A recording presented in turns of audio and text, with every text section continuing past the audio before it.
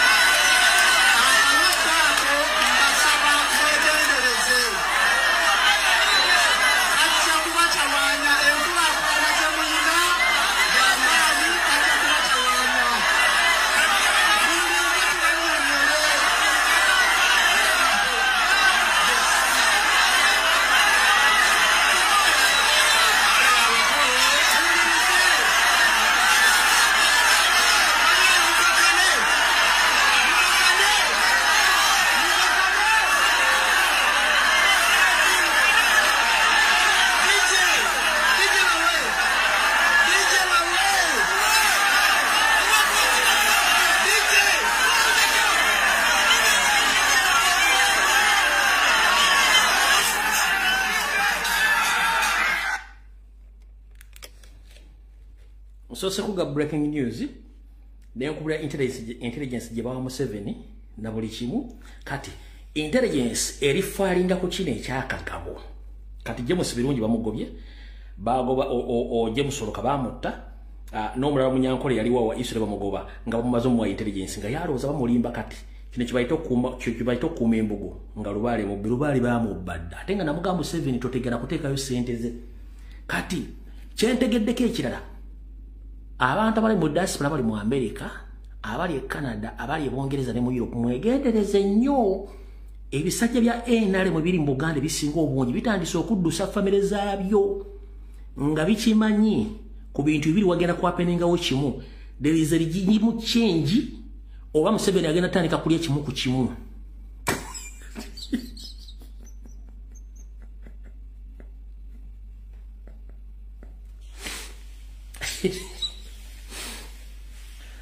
ate obanyumirwa kati biri mwenna abali mu America abali e Canada abali e UK ne mu Europe mugenda tandika okulya nti gundi yalese already bazifulumiza dda balina possibility there is a forceful regime change oba sicho before that Museveni agenda tandika okulya bino ebisajja bya NRM mu Buganda kimu ku kimu ebimu bye sente ze ate bana abasajja Museveni akimanyi bana abasajja bamufira bufezi bamubba kukyeka wempe bamukole bati bamugeka wempe tuna emitwalo aga teyaweza wadde 10 olw'abalonzi ne bamugamba ekitabo kya NRM kwetole gwanga china milioni 21 ez'abalonzi ba supporters kati baba kibalina milioni 21 kyokanga electoral commission eyina abalonzi milioni 19 electoral commission eyina abalonzi milioni 19 yo NRM eyina 21 kati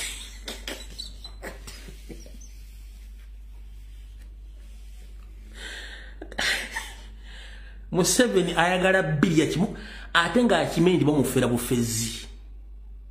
kati batandise okuddusa abaana family ze bazifulumya abafulumya abaana baabwe be mumanyire be tumanyi era woli mu America oyinza okula ku family z'abantu abo nga bazifulumiza mumulindeko mugenda kirabako so awo tuvudde osagala tuwewo njagadde mutegeere bulungi nnyo ku nsonga ezigira mu maaso kansoke mmala okugenda mu kitabo eno bwe nva mu kitabo beeni tulyoke tujje wano mayi tuyita mu bwangu budde tulina butono nnyo kansubira nti Mr. President Jose bakano njala obubaka buno buli bulungi nnyo Mr. President je barako gyotusaake nga Mr. Robert Kyagulanyi Sentamu kansubira nti oli bulungi n'abakulembeze ba National Platform mwenna njala otutegeeza bannayuganda mwenna ebifudde mu kkooti babitedde ku social media kooti e Masaka egambye nti okunonyereza kuwedde ku misango gye bakomuli bannaffe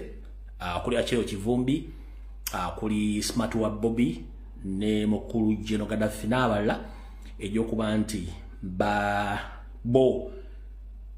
bataddeko emisango gy'okuba nti babba ne banyagulula bannamawulire Masaka naye ekizuuliddwa ate mu kkooti mwennyini amazima gamaze ne gavaayo nti mukulu Mathias Mpuuga ne Mapuuga Abedi Bwaneka n'akabinja ke be bali mabegawo okusibwa kwa baganda baffe era kati obuzibu buli abantu abasinga obungi njala mutegeere ngenda basa mwena bannayuganda be Masaka Mpuuga Mobbi ate Mpuuga yasibya abaana ba National Platform byebintu ebi Mpuuga Mobbi ate yasibya abaana ba National Platform bonna ne security team omulamuzi wabadde asoma agambye nti asomako bana abasatu ne waliwo abala abakyali at large kitegeeza yes security team ya president yonna bajja kwatanga omukuomu nga bajjuzaayo kyovula nti file bagireka eri open gw'oŋŋamba otya nti omaliriza okukola investigation ng'olina abantu basatu mu custody bali ku file yemu n'ogamba and others who are still at large are they abroad or are here kati fane enough ekisinga okusasa kikino omulamuzi agambye nti omusawo guno ogenda mu kooti ya waggulu high court kati naye nga wabadde ayogera omulamuzi agambye nti babba akasimu ne babba endagamuntu n'emitwalo nga 2 bw'obigattagatta byonna biweza emitwalo 8 naye emisango egyo gigendagenda mu high court kati njala kubuuza high court ye Uganda batwalayo Simple Bale si high court ye court ensukulu oŋŋamba otya emisango gyemuga nti Simple Bale n'emisango total money gyemukira imengeri worth of that properties which were stolen gyemuga nti the property were stolen from those journalists they are worth emitwalo 8 n'oga nti omusango gusitudde ogutwale mu high court olwo murder case attempted murder oba aggravated robbery egyemisango mugenda giteeka mu kooti kibubanga osobodde okukwata Simple Bale emisango egyandibadde gigula mu chamber z'omulamuzi n'ogamba nti ogitadde mu high court ate n'ogamba nti nkati okukozesebwa kugenda tandika kwena kubeera mu high court kati gwe ng'omulamuzi ali mu kooti esookerwako lwaki bwakuwa fayiro eno bagisanction nga n'ojja n'ogituulamu wali okola ki etteeka bali balisoma nti omusango gwa high court era baguwabira mu kooti esinga ku kooti gy'obaddemu then oguleka okugenda mu high court lwaki guwagutuddemu ate n'omala n'ogulifaalinga ekyo tuyita delaying tactics ze bakozesa okudireyinga ekirungi balabe baffe batugambye nti bagenda teekamu bateekayo application ya bail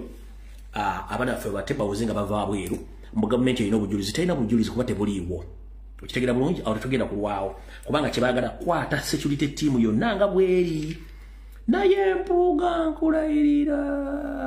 tulaba tuwasobola okukonvinsinga Catholic Church n'oddamu n'osembera ng'oli akagaati singa baddamu ne bakwata omwana omu ku security team ya president oyinza kifuwa ngo okizza mundu akuba kati perfect tutegedde gwali mabega w'ekintu ekyo naye buno bukya buziba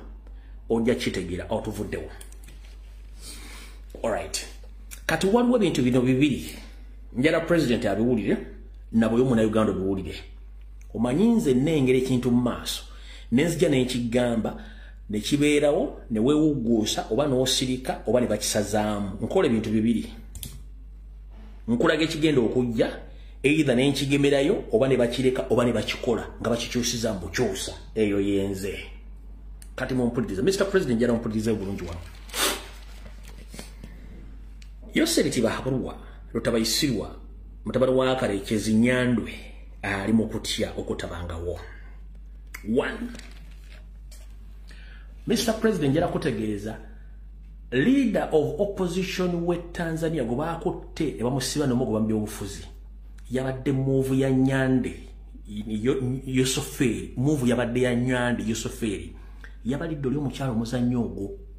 Mujjukire naffe babadde batuvuga mu category yemu, so teweewuunya very soon or later there is a possibility nga baagala kwata president before October this year. Era ba proposinga nga bwenze bagamba nti wasanyako Charles Peter Mayiga Ssalonga Mulenge je ne monne Mpuuga de Mapuuga n'abala Saakone Nobert Mao ebintu babi drafting adda byonna babirina just balinze bulinzi bamalofu okukola file zaabwe bajje baziteke mu public bagala kwata president. Ne tubagamba no musango guli Masaka Mpuuga gwe yateekayo kuwaba bakwata bachali baffe ate minister w'abaana ate nga ye mukadde mu minister w'abaana n'abakadde ate nga ye mukadde Barambalu Pamahara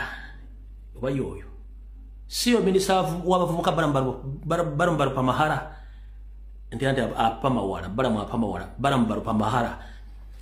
yagenda mukomera Masaka nga ayinayo abantu babakwasaganyiza nabo abaki abakalamojja nga abakalamojja bano ayagala bakozesa nga bagenda okubeera abajulizi nti bali misango gy'emmundu nga bakolaga national platform ne muganda Fakireewo Kivumbi Smart wa Bobby Saakone General Gaddafi bamale misango bagiteeko president nti yali akolaga n'abakalamojja misango gy'emmundu, so bamuteekako gwa treason bamukwate bamusibe n'ekibiina bakigale. Kubanga eno musaidi ya Olivia Lutaya, musaidi ya Machete, musaidi ya mujahadini Wasanya n'abalala mwakikuba ne mukijuza mwebale nnyo mwebaliddala mwakikuba ne mukijuza kati ne basindika Barambalu Pamahara agende Masaka omuzanya aguze mu baana abaki abakalamojja nago nenfuna information ejja nenkikuba n'abakalamojja baba transferring okuva Masaka ne babongerayo ne file akyagivuga. So mukulu Barambalu Pamahara oba Pamawala zisimanyi system kyemwagala okukola tukimanyi mwagala kukwata president mukikole ngayo mwakizanyidde oli owe Tanzania mukwate leader of opposition mukwate president waffe ne national platform gibaninge kyemwagala ekyo kyo Mr. President yagadde okikutegera nti omuzanyo gwe Tanzania Museveni yagubaze naye bajja muteekako pressure bajja kijja kuvaayo ekyo kiri awo. Kati waliwo kino ekyo kimu n'ebintu bisatu. Kati waliwo kino ekisokera ddala mukyala Namatimbo n'abaminisita Musafiri Nabbanja munnanga asula teyebase bamutadde ku tasiki akwasaganya baminisita bonna Saakone to commissioner buli kimu ne parliament banawe otye bagenda okubanga bakolamu bintu byabwe bino wammanga byengenda okunyunya. Ekisooka baina proposals ziri 3 kankuweekoze wammanga. Proposal esooka Museveni apulaninga nti bwe kiba kiganyi wano mu kaseera ke tulimu lwakiri okulonda bakuze mu electoral colleges nti lwakiri okulonda bwe kiba kubanga eri mu kalulu direct batyayo gyapulaninga nti okulonda bakuze mu electoral colleges nga kuviira ddala ku LC wano mpaka ku presidential nga ku electoral college amanya electoral college sina budde bugenda kibanyonyola wano ne kanti kunyonyereko koma ku LC 3 ofuna makulu gaakyo kati electoral colleges mu banda Uganda musooka ne mujja ne mulonda ku LC 1 ne mulonda chairman wammwe kati malonda chairman wammwe n'akakiiko ke konna akakiika ko balonda mu bayizo okulonda abantu bana oba basatu ku LC eyo kati LC zonna eziri mu parish eyo ne balubuli kyalo ne bakilondamu abakulembeze basatu ku buli LC ne bakola electoral college ne bagenda ku parish ku LC 2 kati abasatu bebakuŋŋaana ku buli kyalo kyonna gye bavudde ku byalo abakulembeze ne bajja balonda komiti ya LC 2 ompulya bulungi ne balonda komiti ya LC 2 kati ku LC 2 olwokulonda komiti eyo kati ne ku LC 2 balondamu abakulembeze ate abagenda okwekuŋŋaanya bagende balonde ate ku LC 3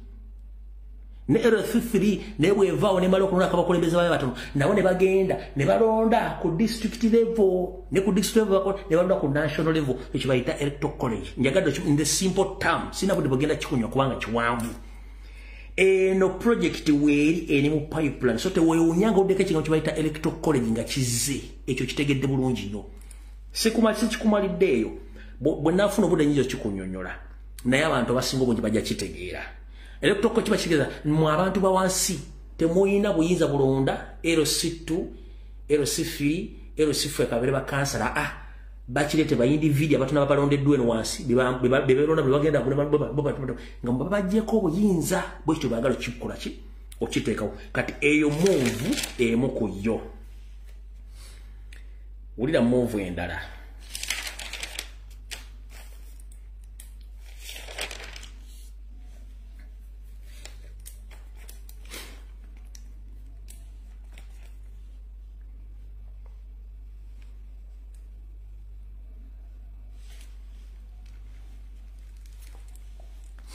Yoseri Nyandwe Tibahabulwa era ne Prime Minister NRM Caucus ne NRM SEC bapulaninga okuleeta ekiteeso ne musooke muli ono nga tetunnagendawo ekitongole kifunanyizibwa okukubba obulamu gwanga nkiddamu ekitongole ekivunanyizibwa okukubba obulamu gwanga ekya Uganda Electoral Commission kyateeka embalirira yakyo mu parliament ya buwumbi 8+ kola raundi figure keka sirivu kamu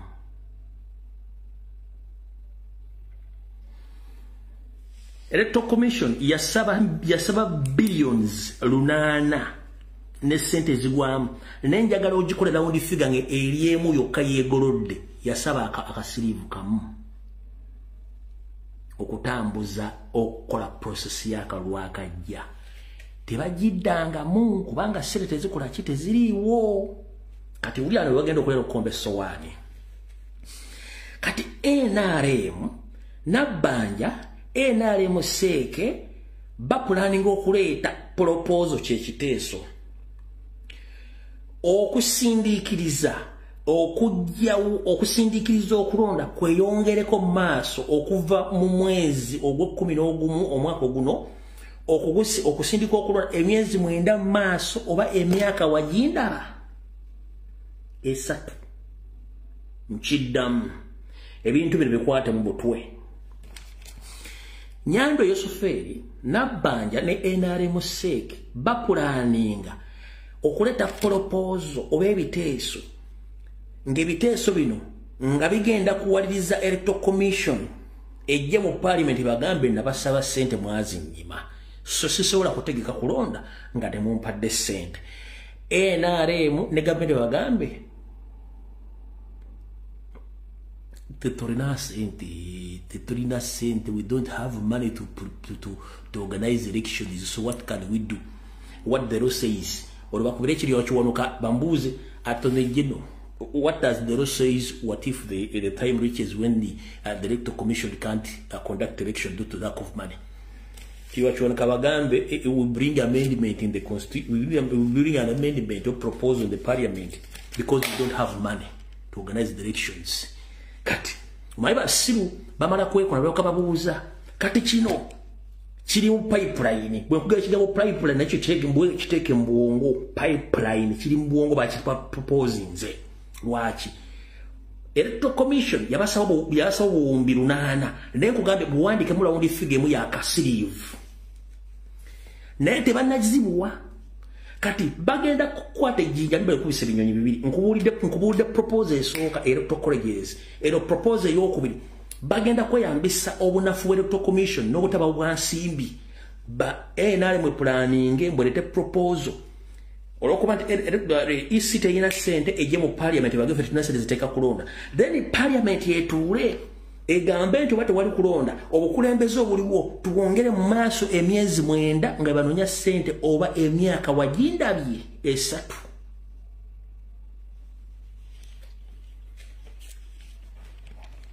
ekyo nakyo mukitegedde bulungi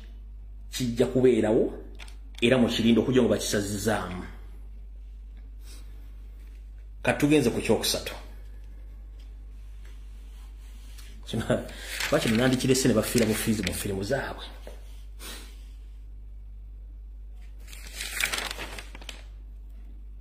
abankireke bafiira bufiizi mu firimu zaabwe nekankyogera tutera nnyo bagamba nti ennyumba ya sitaani ekutta omuliro naye temutegera lwaki eba ekutta omuliro kanji banyumize mu kano akokusatu akasembayo bwetwogerera olwaleero waliwo olutalo sematalo oluli mu National Labourers Movement ani agenda okufuuka speaker addako ani deputy ani simanyi national mobilizer simanyi kasasiro bisasiro biki ani simanyi vice president wagindi biki olutalo lutya Dere drinking general oba genetically modified general Muhoozi Kanyirugaba watu ennaku zino nabagamba nti alina obuyinza akimanyi nti parliament essaawa zino teri in favor of him ate yafuna intelligence ng'abadde bangobe nabagamba nti akimanyi nti omukyalo ono n'abatulege Anita Amongi Sorogate alina ssente empitirivu gye batamanyi gyazijja alina judicial aginamu abantu be mu administration alinamu abantu be alina mu security abantu be ne mu NRM alinamu abantu be ssente zaalina tebazimanyi gyazijja ebyobugagga byali tebamanyi byabijja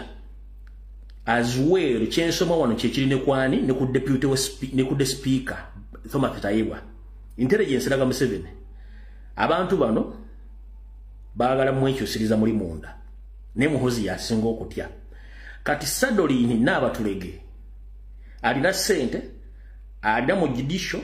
alina mu security alina ne mu National Labourers Movement kyovula bayogeza machi ayogeza maanyi naye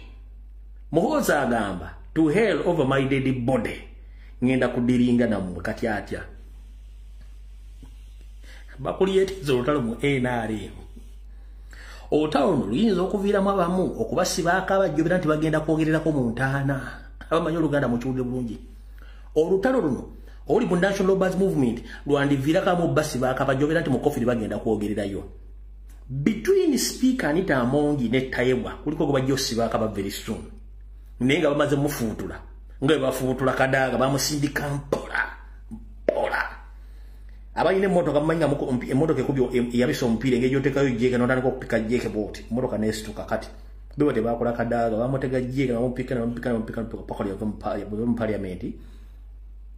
kati Muhoozi Kanyirugaba ne family batandise okupika Anita Amongi ne speaker ne bataddeko jeke wase wapika bwe bati so bwode omuntu yabise akatako aganya okwetoloola ekyumba tekyakuba sama enyindo tekyafulumya bulungi enyindo tekyafulumya bulungi mukka oba simanya akola simanya abaluka tomate kubanga baagala kufulumya bombi baagala bafulumya kubanga sente ze balina tebazimeje bazijja influence je balina mu tebazimeje bajijja kati yono suicide tayagala kumanya yayagala banyiga kyayagala kibakole nengo otologera tandikira mu NRM kati osite nyumba stanire mu omuliro nenga muhozi asinga okutya kubanga ono ye muzeyizedde ensanga bisibe ngeje bamwe kubba mu eggwanga ne babba tabimanyi kati yali awo wale baddeko ne jajja kapu wale baddeko ne jajjaawo ng'okime jajja yayika Windows nga jajja muwa wichai kumujja munju ne muleta mwanikako ne muzaayo nga jajja kyagala kye mumuwa nenga ebintu bye senteze ebitana kyacha amanyiko just mwabulabula binamanyi olumu nga tabategeera kati ye nyandwe okujja kulale zagira kusoma PDM simanya bamala mupimpinga namukuba amalagala mofu namukuba bikina atambula kale muloza ni muntu kumbi yafadda kati Janet ne banne ne Salimu Salede banne bonna bamayinti ono muzeyi yayika Windows jajja kapu amadinisa gayika buli yagala okubba ali mukubba sawa zino nenga obubba amadinisa gayika da kyobande obdu kati ne bonna basomedde baluwa je bagamba yoseri yajuwan nabagambye empandika nesenka ebigambo siya jajja empandika ya didigi yawandika ebigambo ebyo kati si yawandise jukira didigi ye ayagala ku challenging abantu gwamubbenga akime togenda mukolera nga akulabisa kati yabalabisiza jukira olutaluno olwa sente emiliyoni ekikumi kansule tuwafunyeko ka forensics akatono katya Honorable Jore Senyonyi lilo obojoni yasoko funga ebintu bino monitor nebuukira NBS nebuukira nafe ne tubituwala ne tubyogerako kati stable na agamba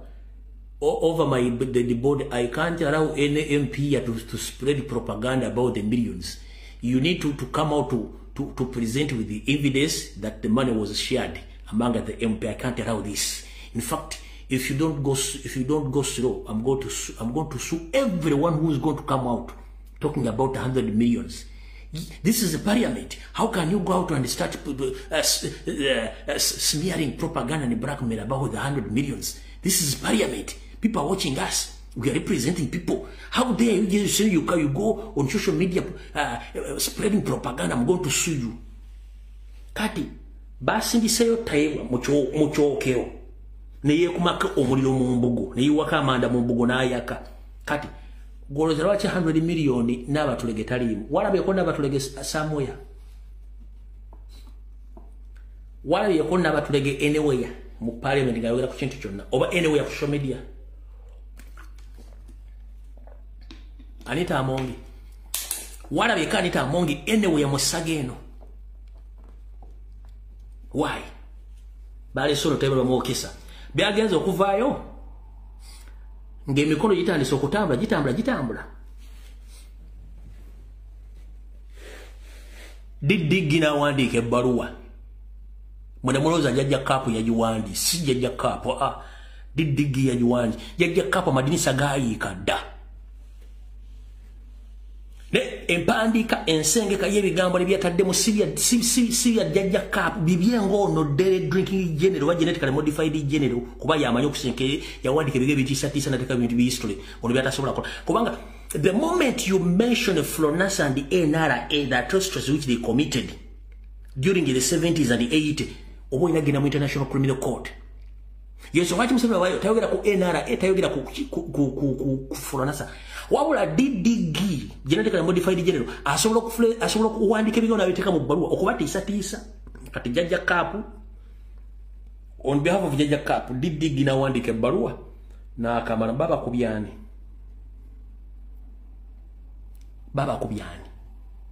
nkubuuza wano baba kubyani Taiwa deputy speaker yangambe senate ziriyo tebazigabangira ajja kuwabira omuntu wana musogo okugukira propaganda blackmail. Baba wandise ballon on behalf of Jajja Cap. Who was defeated? Who exposed who? So Taiwa was exposed, and even the MPs were exposed. To prove this, Nazine Bagamba tisede zino zaise nga kasimo aka sente za penalty. Manyeri nyere banga baawuliza bangembe liri nyera tebagala ndiwulira bagala le penalty yokka mu comment solo disomao. Solo diwandika mu comment nenze banga bavuze banga te ngiri nyera uli kabo binyo nenga atebwe liri munali musayi mukazi muyitale. Kati penalty yawa isindi yazibawa na yate ngera bwamalo zibawa bayina okujjanga 15 ne 16 sakono olwencha okuyisa bya amendment bya UPDF bya court martial kanjala kubuza nga 15 parliament wajira byeko ba MP bamekaba abaddemu bichi bayogeddeko ate amendment ya UPD ya court martial bagisomyeko nuraiba gisomyeko kati excuse zisoma bweziti mbu parliament ya 1530 yamwe abadde bantu kubanga Anita Amongi yabadde ba MPs bonna nga balina bibateesa sime mu chembaze bichi no katika ambabu the fact is Museveni yabawadde sente n'amaloba wa sente nga bamanyi kyaleeta nga nabo bakimenti bajja bakwatiramu ne baga katusuka tubeko mu parliament abagembo kati tuli ku paniki fe tuli no mu parliament ba openness ba mu constituency bali mu campaign nga batuli amolu eri batukuba bo bintu inogera mu constituency no nabo benyini baatidde kutula mu chambers bagembo lugera tesa ku bintu bya kuteeka abantu mu koti za amaje nga nabo balina immunity kasigaddeko emyezi 5 basigaddeko ka immunity ka myezi egi 5 ba MP wona balina ka immunity ka myezi egi kasitagigwa ko bajja bakwatanga biyenje kati wano wotegerera nti parliament egenda kendera mba MP ngamo tebagala kubeeramu nti babere ku record be bayisa court martial esigalewo era mwalaleko ku monitor nga bagamba Chief Justice Winnie Doti ne banne batandise okubagana empaka ku judgment gye bakola ate no mu parliament era kyegenda okulenga kikwatagana ku judgment parliament egenda kubagana nani egenda kubagana judicial system kata walo conflict of interest ani bile bitu moja bitegero luvanyuma oya bulungi nnyo moja bitegero luvanyuma nti high court oba court ensukulumu ekulwa Winnie Chief Justice bagambye okusiba abana nga muyita mu court martial kikyamu tekikirizibwa Museveni naganja kiza nagenda mu NRM seke ne batula n'embata ze ne bakiriziganya bakole amendment bill bagirete nasoka na bateka mwana akasente nga kalaga akapeneti ake mwanyi kumbe na abazise agina kuleta no milioni bill ya UPDF eteka abantu mu court martial kati bane bachitegwa wait a minute Mpozi, how long have we what time do you still have here in parliament? Just 4 to 5 months after here, what is going to happen? We might become civilians very soon. So if you become a civilian, we are going to be arrested. So after arresting, where are we going to end? In military court martial. Kati enambe egenda kena mukitegedde bulungi. Kati ekyo nga kiwedde. Mukitegedde bulungi ekyo njagadde sagala kulwawaawo n'ekya n'abatulege nkibabulidde bulungi nnyo ekiri kiba facinga mujja kiwulira nga kitokota bulungi nnyo kati kiri kyemba nnyonnyodde ku intelligence report kankibanyonnyola wano in full kisoma bwe kiti Museveni ali mu kutya okwensusu lwaki erugenda mu maaso mu ggwanga tabitegeera munnange kubanga saa zino zaalimu zakawungezi katya emyaka bajje kugenda nga gikubidde akatambaala nga n'amadinisa gatandise okuwanguka mu endabirwamu kiba kizibu nnyo empepo takufuwa buli maawa oba omutwe guno guzimba mayi batugambanga omuntu azimbye amatama wattu empebe muyiseemu kati ebiseera bya Museveni byalimu n'emyaka gye gyakuzimba amatama na buli maawa ng'amadinisa gayiise kati bamuwa intelligence agiwakanya n'agamba nnimba nze nga yoseriwa bakyanjagala kumbe tamanyi nti muwagalako nsimbi ngere ebiri mu kiravulavu ky'ennaku zino nti atalina ssente wafutu tolina wofumita ku donut giveeko girekera abalina kati ne yose yakimanya bannabyabufuzi abali mu Buganda ne bannabyabufuzi abalala baagala sente watali sente tosobola bannyonnyola kintu kyonna baagala bwagazi sente zimukeeye ate nga munkubawulira nti bagamba sente zamuwa musolo nti ye kati katuzibbe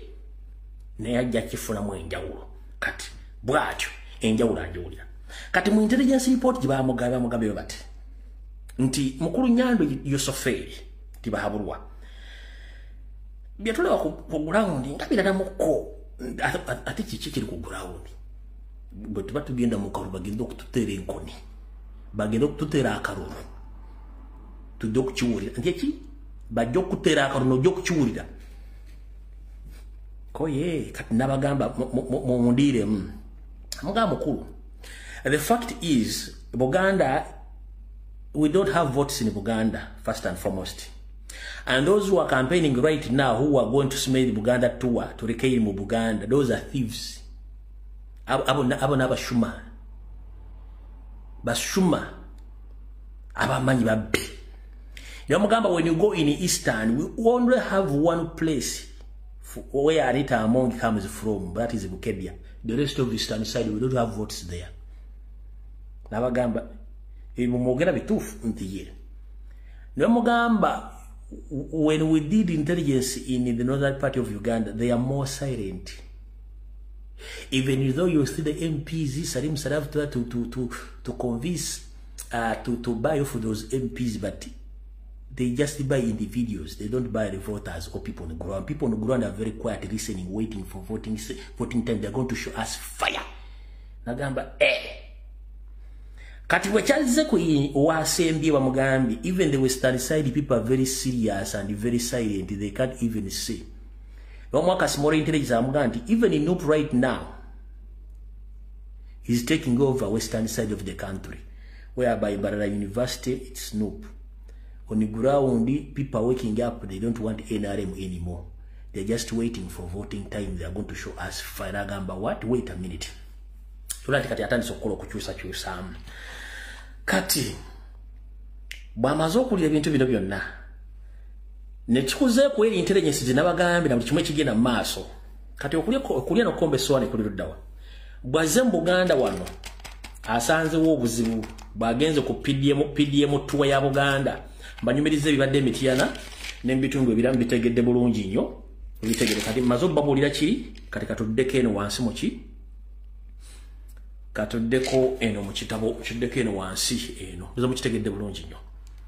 so tuvuddewo kamalo bazzaako eno ekyaguuni kibabuulidde ekyakagabo ne mbabulira buli kimu nga bwe kiri kati katuddeko eno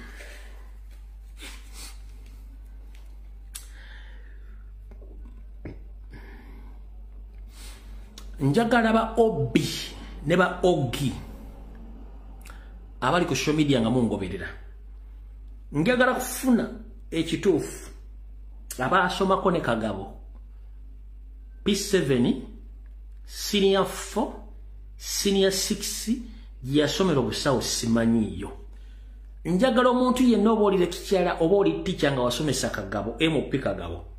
ombuulire Kagabo yayita P7 yayita senior 4 senior 6 oba no what I doubt nti akasajja kano kasoma obusawo oba kasoma obusawo bwa bisolo waba abantu I'm not sure nene wo wasoma busawo bwa bisolo Kagabo you don't qualify to be a doctor I doubt Kagabo kubanga wasoma obusawo enamba yange eri public mugimanyi bulungi nnyo njagala kufuna kiraga nti Kagabo yasoma obusawo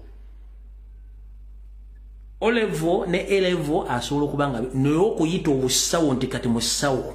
is a physician I doubt ba Ogire ba Obi abasoma ne Kagabo njagala bami muntukiri namba yange mugimanyi njagala kumanya omusajja ono yasoma oba teyasoma enamba yange lipa mujja gitegeera awo tuvuddewo kati nabagamba nti bw'otuuka ku parliament eyo notekawo Minister of Higher Education notekawo UNEB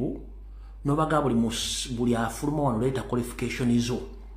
nga tugenda zi verify ngojja kuba abantu obatte nabadde ndi awo nga ndaba omusajja Google yagamba nti bwatula mmotoka ya Museveni abali mu ggulu ng'ayogera ebigambo simanya ayagala nnyo Museveni era musingira ne mukazi we waka ne ngamba okay no problem naye bwe tubanga tuli mu ense y'amateeka ono Google alina kukwatibwa n'asibwa lwaki Google atakwalifyinga kubeera mu office gy'alimu ku embassy ya Uganda e Saudi Arabia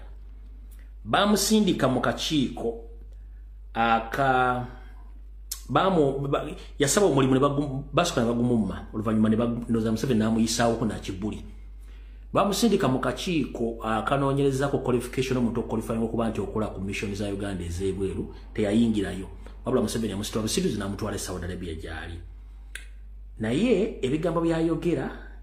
n'ebintu byakola ne bikwatagana na kuyigiriza bwati talina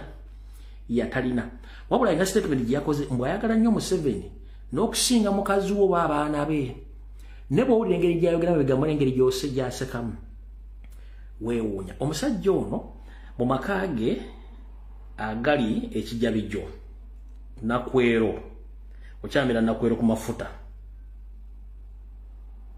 ng'okyamodda ku Catholic Church amaka ge ogali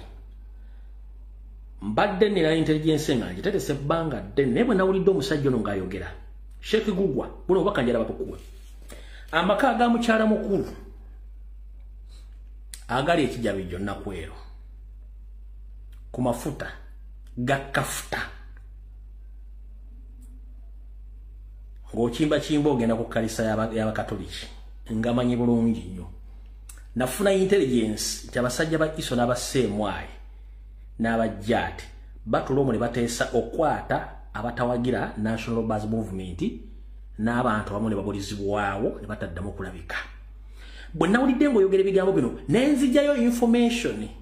eyo njibuulira abantu kino kye kyandeese okukolako profile kino